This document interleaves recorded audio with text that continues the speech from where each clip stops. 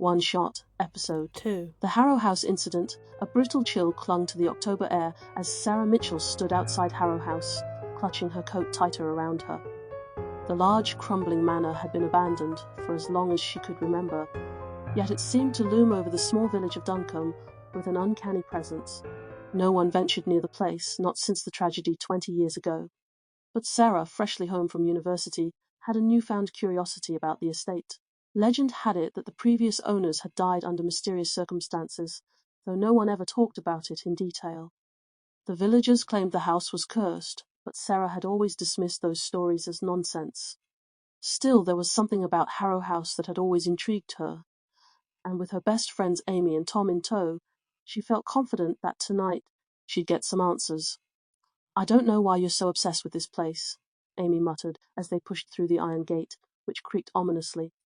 "It's just a decrepit old house." Tom, ever the jokester, waved a torch around in mock dramatics. "Abandoned houses are where ghosts come to hang out. Maybe we'll find a real-life poltergeist." Sarah ignored them. "I just want to look around. There's nothing wrong with a little exploration." But deep down, even she wasn't entirely sure of that.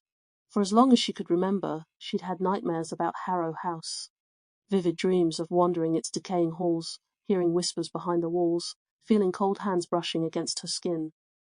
Tonight she intended to confront whatever lay behind those dreams. The front door hung slightly ajar, as if inviting them in. The musty smell hit them immediately as they entered, a mix of damp wood, dust, and something sour Sarah couldn't place. The house was cold, colder than the night outside.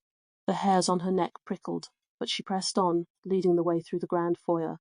The house was vast inside, its once elegant decor now faded and rotten. Broken furniture lay scattered across the floor, and cobwebs draped over chandeliers like spectral veils.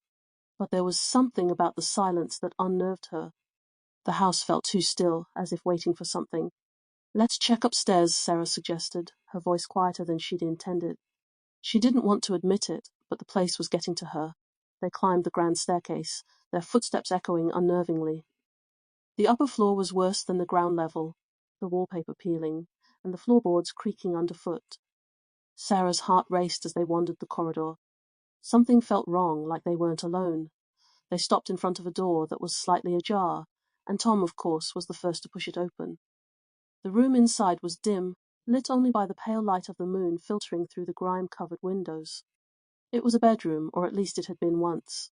A large four-poster bed sat in the center, its dusty canopy hanging low. A broken vanity stood against one wall, the mirror cracked and smeared with age. But it was what was on the floor that caught their attention. A pile of old, yellowing papers scattered around an overturned chair. And at the center a diary, the leather cover cracked and torn. Sarah bent down, curiosity piqued. "What's that?" Amy asked, peering over her shoulder. "Looks like a journal," Sarah replied, flipping it open. The handwriting inside was elegant but erratic, the ink smudged in places. The entries began mundanely enough, notes on the daily life of the house's previous occupant, a woman named Elizabeth Harrow. But as Sarah read further, the tone shifted, becoming darker, more frantic. "The walls," they whisper.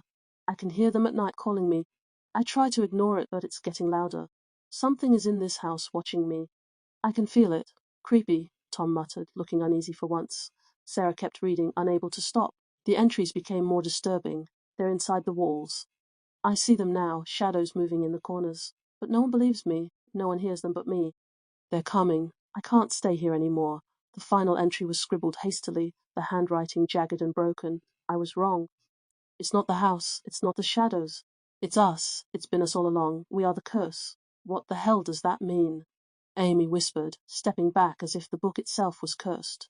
Before Sarah could respond, the temperature in the room seemed to drop even further, and a soft creak echoed from the corner.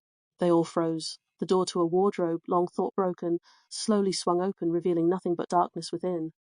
Tom laughed nervously. "It's just the wind, right?" But Sarah wasn't so sure. There was no draft, no reason for the door to open on its own. Something about this room felt alive. "Let's get out of here," Amy said, her voice trembling. "This place is giving me the creeps." But as they turned to leave, the door to the bedroom slammed shut with a deafening bang. Amy screamed, rushing to yank it open, but it wouldn't budge. "Stop messing about, Tom," Sarah snapped, but one look at his face told her he wasn't behind this. "I'm not," he yelled, shoving at the door alongside Amy. Sarah's heart pounded in her chest. This wasn't right. There was no reason for the door to lock itself, no reason for the sudden tension in the air. Look at the windows, Tom pointed. Frost was spreading rapidly across the glass, crackling as it snaked up the panes. Suddenly, a low guttural whisper echoed through the room. It was faint at first, but it grew louder, coming from nowhere and everywhere at once. The words were unintelligible, but they filled Sarah with a sense of dread so deep she could barely breathe. "Get us out!" Amy shrieked, banging on the door. Sarah's head whipped around. The whispers, they weren't coming from outside the room. They were coming from inside the walls. Panicking, Sarah ran to the wardrobe, hoping it might lead to another exit. But as she threw it open, she realized her mistake. The air inside was freezing, and a dark, suffocating presence seemed to billow out from within, like smoke creeping into the room. "It's in here with us," she whispered, her voice barely audible. Tom grabbed her arm, pulling her away. "We need to stick together, all right?" They backed against the wall, watching in horror as the shadows in the wardrobe seemed to twist and pulse, forming something vaguely human-shaped. Then, with a sickening crack, the floorboards beneath the wardrobe began to shift. "No," Sarah whispered. This can't be real, but it was. From beneath the floorboards, something was crawling up, its long, bony fingers scraping at the wood as it pulled itself into the room. The figure was grotesque, its face hidden in shadow, but its eyes, those hollow, empty eyes, locked onto Sarah. "They never left," Amy gasped. "The Harrows, they're still here." The thing moved closer. It's ragged and shallow. Sarah could feel the air growing colder, feel her own heartbeat slowing as the thing reached for her. Suddenly, the diary in her hand fell open again, the pages flipping wildly until they landed on a final hidden entry, scrawled in the margins. "We are the curse. You are the curse. It's been waiting for you." Sarah's mind reeled. "You are the curse." Those words echoed in her head. It didn't make sense until she remembered. Her mother. Her mother had grown up in Duncombe, hadn't she? She'd never talked about it much, always avoiding questions about her childhood. But Sarah remembered, just barely, stories about her mother's family being connected to some old house. Could it have been this house? The truth hit her like a freight train. The nightmares, the whispers. It had never been about the Harrows, it was about her family. They had left the house, but the house had never left them. Her legs buckled as the figure loomed closer, reaching out with cold, skeletal hands. She could feel the icy touch as it brushed her skin. The curse wasn't just in the house, it was in her blood.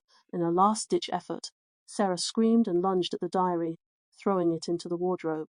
The figure recoiled, hissing in rage as the shadows inside the wardrobe twisted violently. Suddenly, the door to the room burst open, and the cold presence vanished as quickly as it had come. They didn't waste a second. Tom grabbed Sarah and Amy, pulling them out of the room and down the stairs.